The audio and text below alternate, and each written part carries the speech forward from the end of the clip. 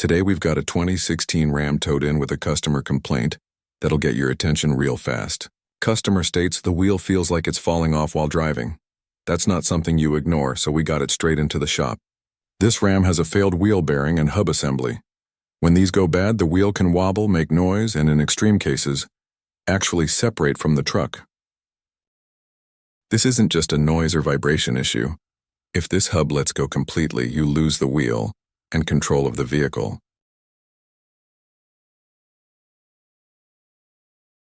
This is a severe case of the customer that kept driving the vehicle.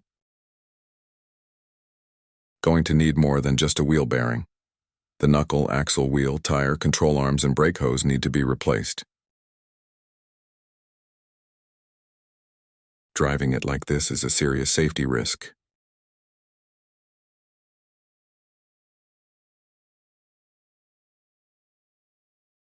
Because the truck continued to be driven, the damage spread far beyond the wheel bearing.